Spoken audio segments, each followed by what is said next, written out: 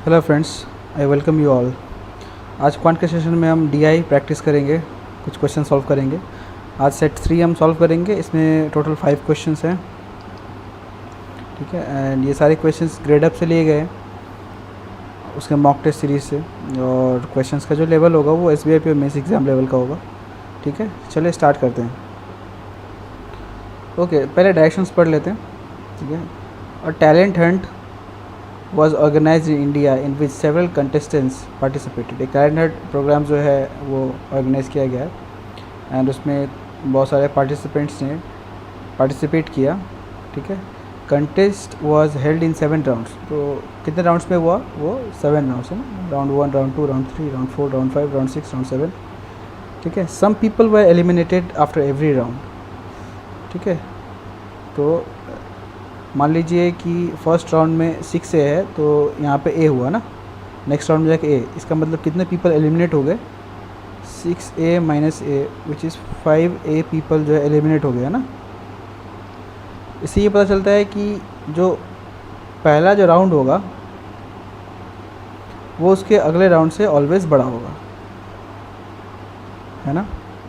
Round 2 उसके अगले वाले राउंड से बड़ा होगा एंड सो ऑन, ठीक है। चलिए आगे बढ़ते हैं। The funnel given below shows number of participants in different rounds of event. तो चलिए कितने पार्टिसिपेंट्स इस दिए गए राउंड्स में पार्टिसिपेट किया, हमारा उसका इन्फॉर्मेशन है। चलिए इसको लिख लेते हैं पहले, एक टेबुलर फॉर्म में उसको लिख लेते हैं, ठीक है ना। सो यहाँ लिखते हैं R1, R2, R3, R4, R5, R6 and R7। हमारे पास 7 राउंड्स हो गए, ठीक है। हम यहाँ पे पार्टिसिपेंट्स भी बना लेते हैं।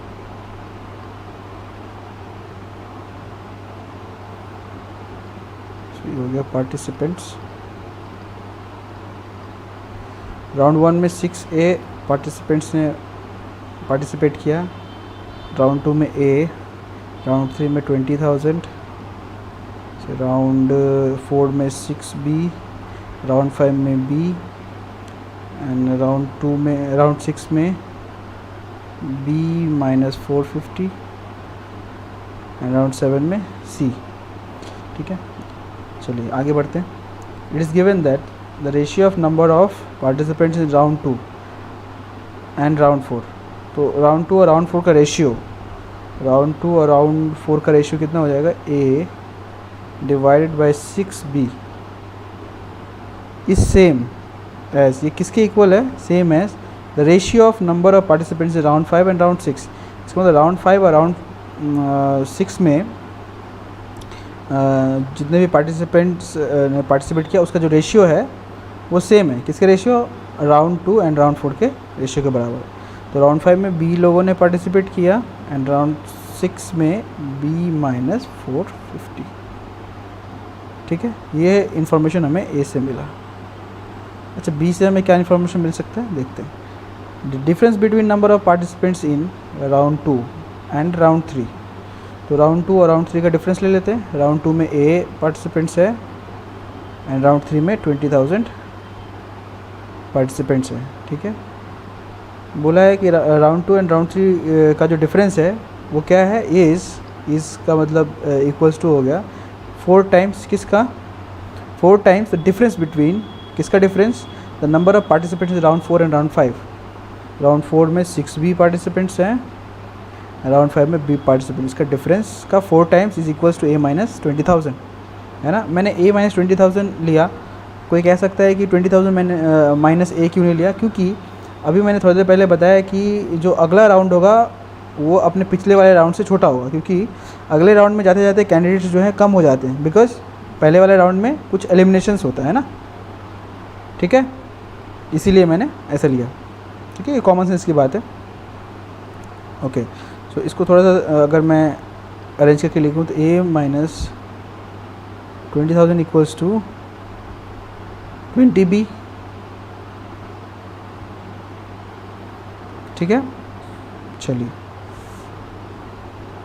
अच्छा, सी से मुझे क्या मिलेगा, सी को पढ़ते हैं। 16% of the candidates from round 6, round 6 में कितने कैंडिडेट्स हैं, बी माइनस 450, ठीक है। इसका 16%, चलिए 16% लिख लेते हैं। इसका 16% एंटर द लास्ट राउंड, मतलब बी माइनस 450 का 16% लेंगे, यहाँ पे जो आंसर निकल के आएगा वो राउंड 7 में जितने पार्टिसिपेंट्स थे उसके इक्वल आएगा। तो राउंड 7 में कितने, सी, ठीक है। तो ये हमारे पास 3 इक्वेशंस आ गए, है ना। इन तीनों इक्वेशन की हेल्प से हम सॉल्व करेंगे। अभी हमारे पास कोई भी एब्सोल्यूट वैल्यू नहीं है।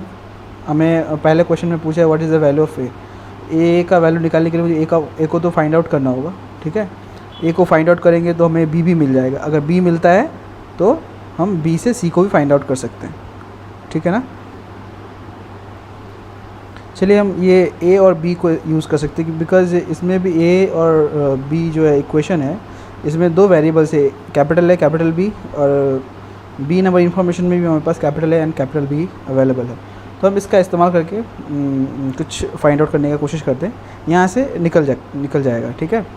तो हम लिखते हैं इसको थोड़ा रीअरेंज करते हैं। ए इक्वल्स टू 20B प्लस 20,000 लिख सकते हैं इसको ना, ठीक है।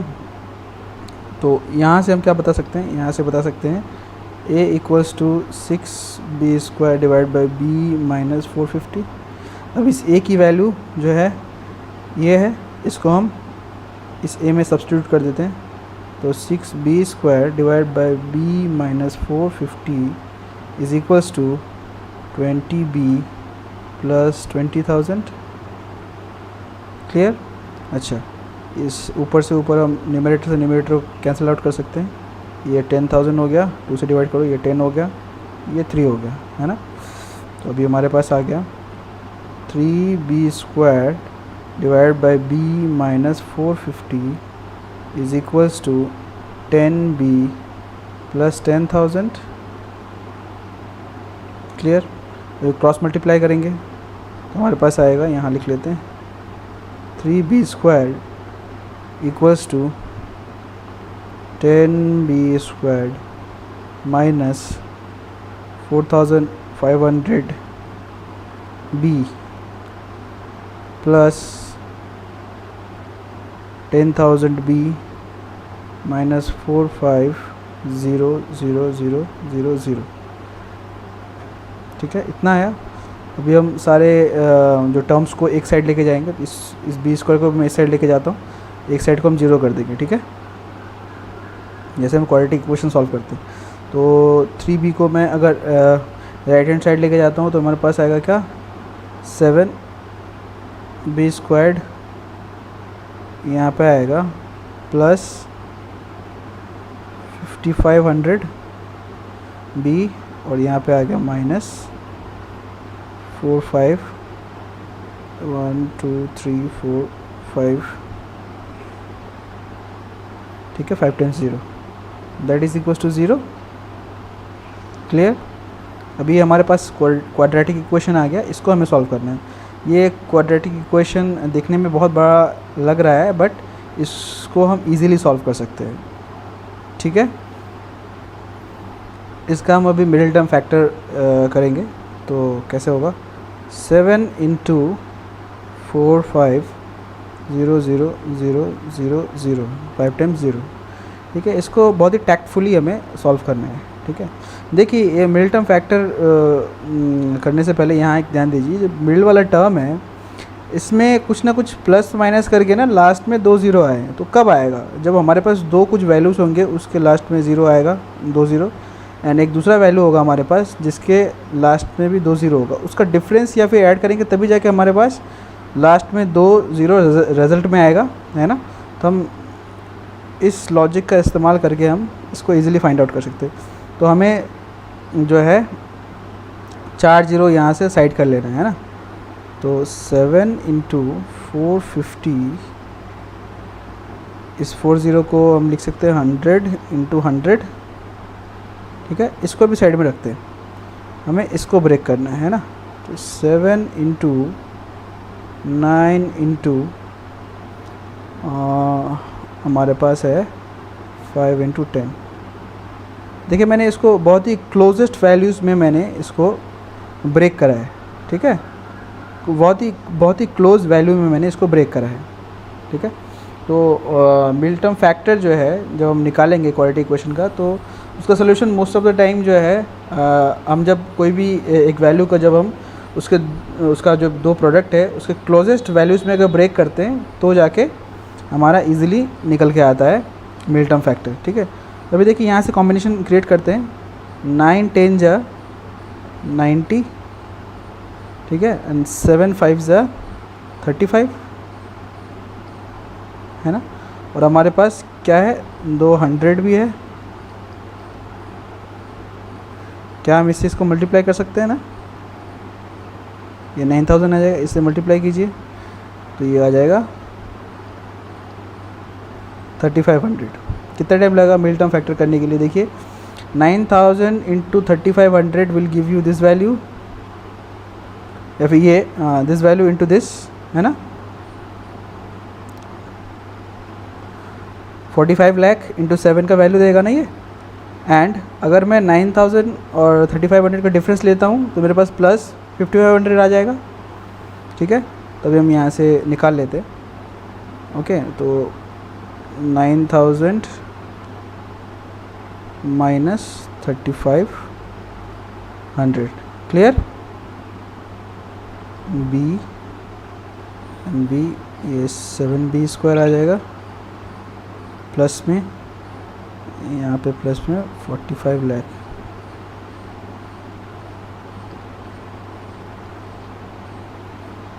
आई होप ये क्लियर है आप सभी को, ठीक है।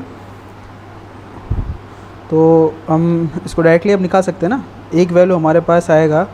अच्छा ये 9000 पॉजिटिव में है तो निगेटिव में हो जाएगा ना जब हम इसका रूट्स निकालेंगे इस इक्वेशन का, बट निगेटिव में तो वैल्यू हो नहीं सकता ना, कि because they are talking about number of participants, तो पार्टिसिपेंट्स तो कभी निगेटिव में हो नहीं सकता, ठीक है। ये -35 ये जाके पॉजिटिव हो जाएगा 3500, एंड एज ये बी स्क्वायर का कोएफिशिएंट 7 है तो इसको 7 से डिवाइड करना होगा। तो हमारे पास जो है ये बी की वैल्यू आ जाएगी हमारे पास 500, है ना। बी की वैल्यू आ गई 500। अगर बी की वैल्यू हमारे पास 500 आई है तो ए की वैल्यू क्या हो जाएगी, इस इक्वेशन से हम फाइंड आउट कर सकते हैं। बी की वैल्यू 500 है ना, यहाँ डाल दीजिए। तो यहाँ डालने के बाद हमारे पास आएगा 20 इंटू 500, और यहाँ पे प्लस में आएगा 20,000, ठीक है। तो ये हो गया 10,000 plus 20,000, which is equals to 30,000। ठीक है, बी की वैल्यू हमारे पास 30,000 आ गई ना, ठीक है। बी की वैल्यू 30,000 आ गई, एंड बी माइनस 450, तो 2000 यहाँ पे आ जाएगा हमारा 9550, ठीक है। अच्छा बी की वैल्यू 30,000 है तो 6 से मल्टीप्लाई कर देंगे तो ये 18 आ जाएगा, 1,80,000। ये 20,000 ऑलरेडी अवेलेबल है। ए की वैल्यू हमारे पास कितनी आई थी, आई एम सो सॉरी, ये एक्चुअली यहाँ पे ए की वैल्यू 30,000 आएगी। हाँ एक मिस्टेक हो गया, मैंने मैंने बी की जगह पे ए की वैल्यूज डाल दी। अच्छा ए की वैल्यू हमारे पास 30,000 आ गई है, 30,000, ओके। अच्छा 6A है ना, तो 30,000 into 6 1,80,000,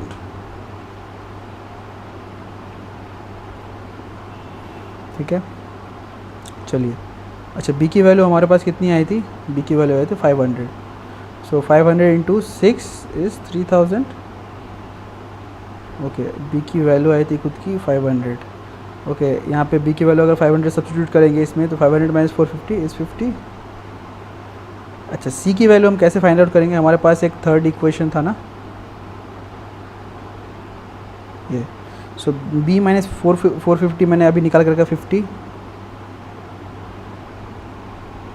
into 16% which will be equals to C का वैल्यू, तो ये 2 टाइम्स, ये 8 टाइम्स है ना, तो ये सी की वैल्यू आ जाएगी 8। अब हमें सारा वैल्यू मिल चुका है, अब हम सारे क्वेश्चंस का आंसर इजीली दे सकते हैं। ठीक है, what is the value of A का वैल्यू आ जाएगा 30,000। ठीक है, चलो बी की वैल्यू कितनी आई थी, बी की वैल्यू आई थी 500। सी की वैल्यू कितनी आई थी 8 है ना।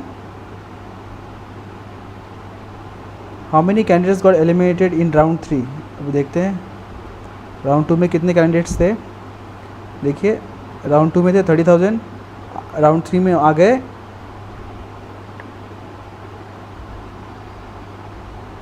सॉरी अच्छा राउंड 3 में कितने एलिमिनेट हुए हैं ना, तो राउंड 3 में थे 20,000 है ना, राउंड 4 में जाते जाते कितना हो गया 3,000। इसका मतलब राउंड 3 में जो है 17,000 कैंडिडेट्स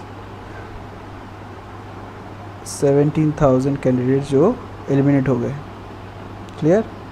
अच्छा ये आखिरी क्वेश्चन है, number of candidates in round 3 was dash times the number of candidates in round 5। अच्छा राउंड 3 में जो कैंडिडेट्स थे वो x टाइम थे है ना राउंड 5 के, ये पूछा है।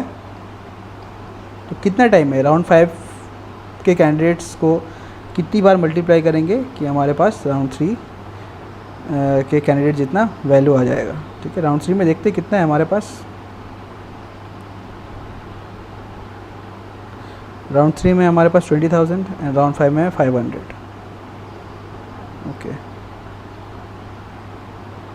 यहाँ पे डाल देते राउंड 3 में 20,000, that is equals to x into 500, तो 500 से डिवाइड करने पे हमें मिलेगा 4, सो x इक्वल्स टू 4, यही चाहिए था हमें। सो बता पाएंगे कि number of candidates in round 3 was 4 times the number of candidates in round 5। ठीक है, आई होप ये सेट आपको समझ में आया होगा। थैंक यू वेरी मच, हम अगले सेशन में मिलते हैं। Bye bye.